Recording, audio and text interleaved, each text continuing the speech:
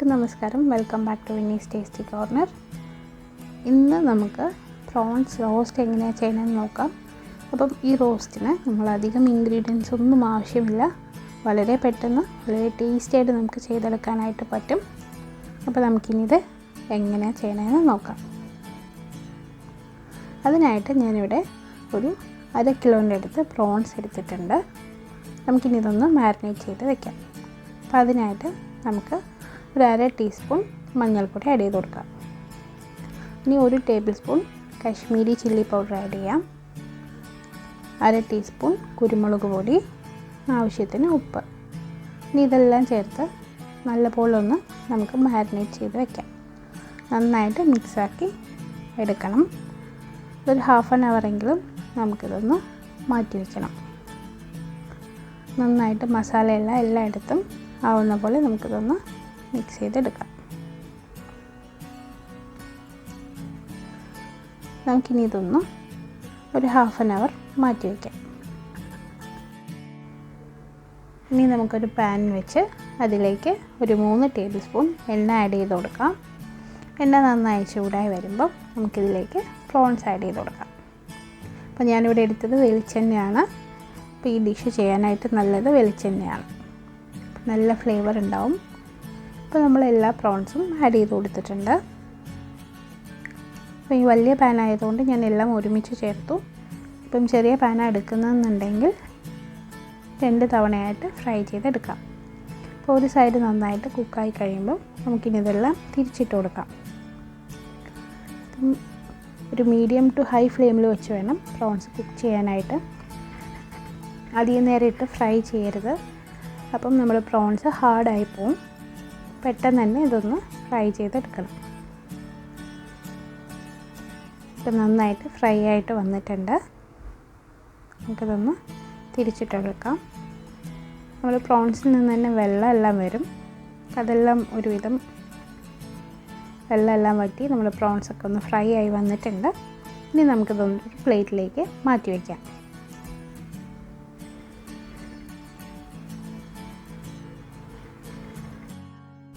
ഇനി നമുക്ക് ഈ സെയിം പാനിലേക്ക് ഒരു സവാള നീളത്തിൽ അരിഞ്ഞത് ആഡ് ചെയ്ത് കൊടുക്കാം. ഞാൻ ഇന്നിവിടെ എടുത്തത് ഒരു വലിയ സവാളയാണ്. അപ്പം ചെറുതാണെങ്കിൽ 2 ചെറിയ സവാള ആഡ് ചെയ്ത് കൊടുക്കാം. എന്നിട്ട് നല്ലപോലെ ഒന്ന് മിക്സ് ചെയ്തെടുക്കാം. ഈ സവാള ചെറുതായിട്ടൊന്ന് വാടി വരുന്നവരെ നമുക്കൊന്ന് വഴറ്റി കൊടുക്കാം. ഈ ചാനൽ ഇതുവരെ സബ്സ്ക്രൈബ് ചെയ്യാത്തവരുണ്ടെങ്കിൽ ഒന്ന് സബ്സ്ക്രൈബ് ചെയ്യുക. കൂടെ തന്നെ തൊട്ടടുത്ത് കാണുന്ന ബെല്ലൈക്കൺ കൂടെ ഒന്ന് പ്രസ് ചെയ്യാം. അപ്പോൾ നമ്മുടെ സവാള നന്നായിട്ട് വഴന്ന് വന്നിട്ടുണ്ട്. ഇനി നമുക്കിതിലേക്ക് ചേർക്കേണ്ടത് ഒരു ക്യാപ്സിക്കമാണ്. ഞാനിവിടെ ഒരു മീഡിയം സൈസ് ക്യാപ്സിക്കം എടുത്തിട്ടുണ്ട്. ചെറുതായിട്ട് അരിഞ്ഞിട്ട് എടുത്തിട്ടുണ്ട്. നമുക്കിനി ക്യാപ്സിക്കം കൂടെ ചേർത്ത് കൊടുക്കാം. ഒരു മീഡിയം സൈസ് ക്യാപ്സിക്കമാണ്. ഇനി ഇത് നന്നായിട്ടൊന്ന് മിക്സ് ചെയ്തെടുക്കാം. ഈ ക്യാപ്സിക്കവും പ്രോൺസും എല്ലാം കൂടെ വരുമ്പോൾ നല്ല മണമാണ്, വളരെ ടേസ്റ്റിയാണ്. ഇനി ക്യാപ്സിക്കം സവാളയ്ക്ക് ആവശ്യമായിട്ടുള്ള ഉപ്പ് ആഡ് ചെയ്ത് കൊടുക്കാം. എന്നിട്ട് നല്ലപോലെ ഒന്ന് വഴറ്റി കൊടുക്കാം. ചെറുതായിട്ടൊന്ന് വഴന്ന് വരുന്നവരെ വഴറ്റി കൊടുക്കാം. ഇനി നമുക്കിതിലേക്ക് ചേർക്കേണ്ടത് നമ്മൾ നേരത്തെ വറുത്ത് മാറ്റി വെച്ച പ്രോൺസാണ്. ഇനി പ്രോൺസ് ആഡ് ചെയ്ത് കൊടുക്കാം. എന്നിട്ട് എല്ലാം നന്നായിട്ട് മിക്സ് ചെയ്തെടുക്കാം. ഇനി നമുക്കിതിലേക്ക് ചേർക്കേണ്ടത് കുരുമുളക് പൊടിയാണ്. നമ്മളിത് നന്നായിട്ട് മിക്സ് ചെയ്ത ശേഷം ഇനി നമുക്ക് ഒരു 1/2 ടീസ്പൂൺ കുരുമുളക് പൊടി ആഡ് ചെയ്ത് കൊടുക്കാം. ഇനി ഇതിലേക്ക് ഒരു 1/2 ടീസ്പൂൺ പെരിഞ്ജീരകം പൊടിച്ചതുകൂടെ ചേർത്ത് കൊടുക്കാം. പെരിഞ്ജീരകം വറുത്ത് പൊടിച്ചതാണ്, അതുകൂടെ ആഡ് ചെയ്ത് കൊടുക്കാം. നന്നായിട്ടൊന്ന് മിക്സ് ചെയ്തെടുക്കാം. ഇനി നമുക്കിതിലേക്ക് ഒരു 3 പച്ചമുളക് മുറിച്ചത് ആഡ് ചെയ്ത് കൊടുക്കണം. അപ്പം നമ്മൾ എരിവിനനുസരിച്ച് വേണം ഇപ്പം കൂട്ടേ കുറയ്ക്കുക ചെയ്യാം. അപ്പം അത്യാവശ്യം നല്ല സ്പൈസിയാണ് ഈ ഒരു അളവിൽ മുളക് ചേർക്കുമ്പം. അപ്പോൾ അതിന് ഇത്രയും വേണ്ട എന്നുണ്ടെങ്കിൽ നമുക്ക് പച്ചമുളകിൻ്റെ അളവ് കുറയ്ക്കാവുന്നതാണ്.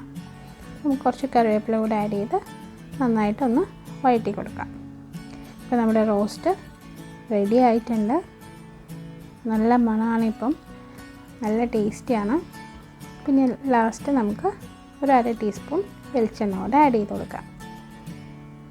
നന്നായിട്ടൊന്ന് മിക്സ് ചെയ്ത് കഴിയുമ്പം നമ്മുടെ പ്രോൺസ് റെഡി ആയിട്ടുണ്ട്. ഇത് നമുക്ക് സെർവ് ചെയ്യാം. നല്ലത് ചൂടോടെ തന്നെ കഴിക്കാനായിട്ട് നല്ല ടേസ്റ്റിയാണ്.